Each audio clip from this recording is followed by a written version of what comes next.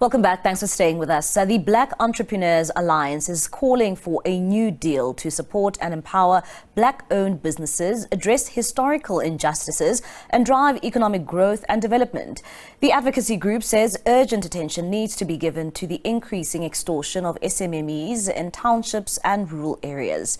BEA proposes the implementation of policies that support Black economic empowerment, such as preferential procurement and tax incentives. It wants Black entrepreneurs to be given more opportunities to contribute to the growth of the economy. The organization is calling on government to fulfill the promises made to Black business owners. And for more on this, we're now joined by CEO of Black Entrepreneurs Alliance, Refilwe Monageng, and he joins us now in studio. Refilwe, thank you so much for your time, and thank you for coming in studio.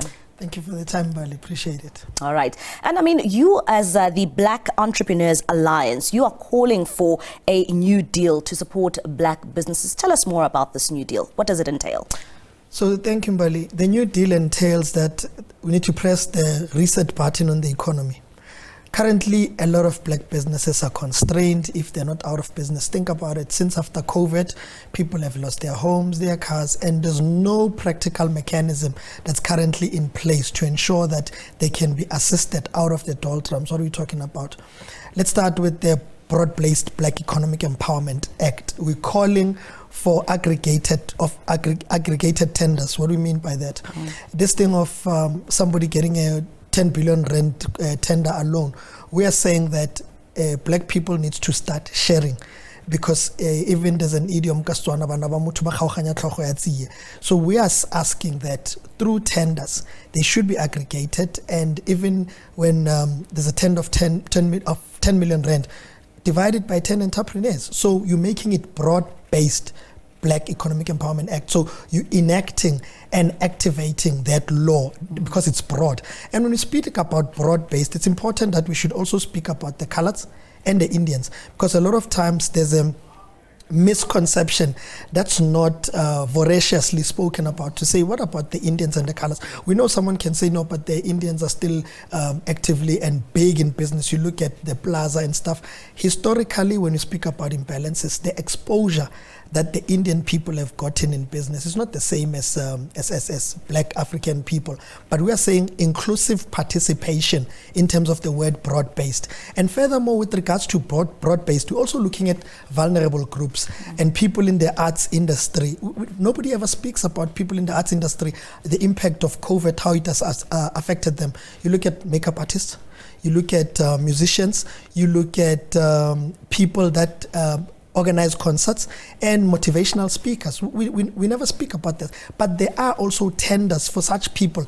And what mechanisms does government have in place to ensure that those people are assisted? So we're also asking the government for credit amnesty. Credit amnesty is that a lot of Black people, Black businesses, Indians and colours are blacklisted. And in 2014, it was done whereby there was credit amnesty. So you'll ask, how will this credit amnesty work? Well, it should have parameters. I don't want to have a rigid prescriptive approach to say, no, let's give everybody a blanket approach. But let it be a consultative process with the National Credit Regulator, with the Banking Association, and entrepreneurs themselves across the board, from construction to arts to medicals to even soccer players, because even scouts, they are business people when they scouts for soccer players. So it's so broad. And lastly, also tax amnesty.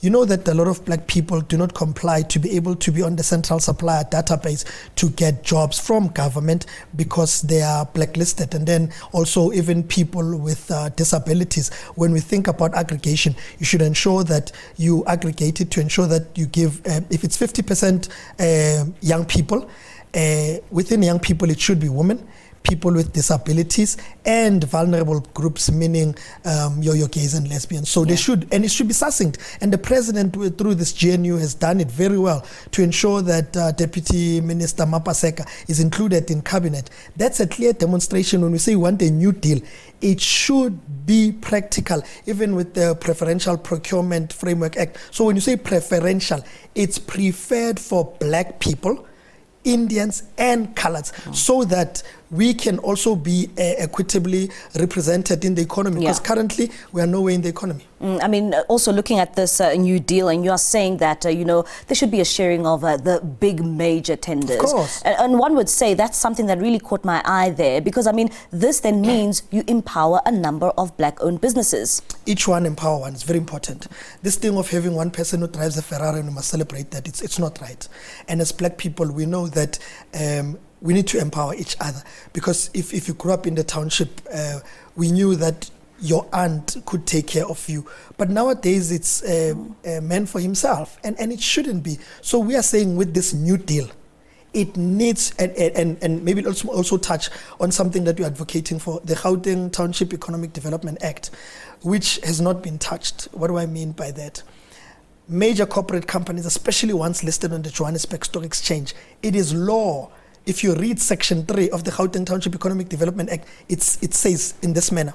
So companies that manufacture products, your bread, your juice, and maybe even milk, on those shelves that you see in retail stores, your Pick and Pay, your Checkers ShopRite, your USave, you're supposed to see what we produce as township entrepreneurs. And therefore, it will also lower this uneasiness and unhappiness of us saying we have foreign-owned shops. But we also need to take responsibility as entrepreneurs that we need to love each other and be unconditionally united, because really we don't trust each other.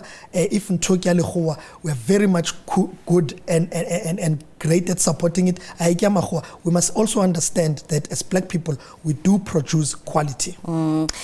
Black business owners always complain about some of the promises which have been made to government, from government to businesses, which have not been fulfilled. Perhaps maybe just take us through some of that and how this basically affects businesses. You see, one of the things is public administration. I usually fight with government departments on this one. If you look at Chapter 10 of the Constitution, it's very, very clear. It says public administration. And people that work in government, they have this attitude like it's their father's businesses. You send them letters, you ask for a meeting, they don't respond. They go there to work for themselves, meaning they have vested interest. And we're saying that's wrong.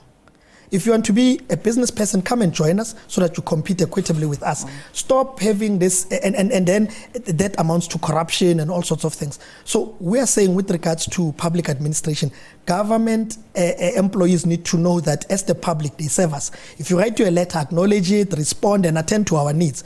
Most importantly, there's also laws that ensure that with regards to mechanisms and support system, from training to ensuring that we comply on the central supplier database, and ensuring that we do get this aggregating of tenders that everybody should get, so that it doesn't look like, hey, we are going to go to husband, who are you connected to, so that you can get jobs. We need to make the circle bigger so that a lot of black people, they must start enjoying money. It's very important. That's why we speak about economic empowerment. It's about money, full stop. And I mean, you are reaching out to government. At what level are you having these conversations?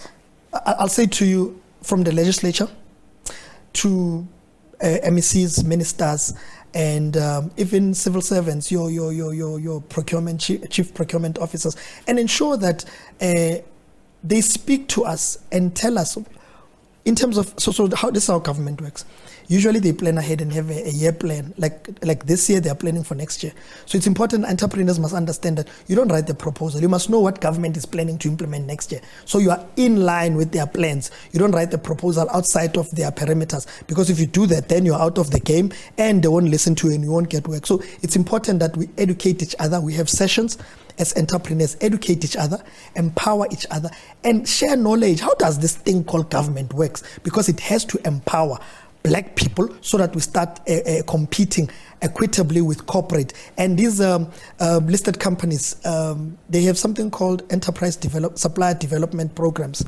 So through those enterprise supplier development programs, black people need to be empowered. It has been done in apartheid. So I'll tell you something about the question that you asked. Our government is not intentional about things. So let me give you this example and think about it as provision. When the apartheid government came, in 1948. In 1949, they implemented apartheid. In just a year. Yeah. They're intentional. They have a plan. They're clear. Let's do this. So we are also want to send a message to the Minister of Arts and Culture, because he came with this narrative of exposing artists, and some of them are our members. You can't go around with that narrative of being punitive. Why don't you call these artists in a private meeting? They are business people. Tell them you can't do A, B, C, and D. And then tell them this is how we're going to work. GNU, for me, represents Truth and Reconciliation Commission, because we always say, no, let's not talk about the white people have this attitude. Let's not talk about the past. If we shouldn't talk about the past with white people, that's why we left this issue of Steinhoff. So it's important that treat us fairly, and when you reprimand them privately, and ensure that you become solutions orientated, unlike being punitive. All right, Refilwe, thank you so much for your time. That is Refilwe Monageng. He is the CEO of Black Entrepreneurs Alliance, giving us the insight when it comes to these proposals they have made to government in the form of this new deal.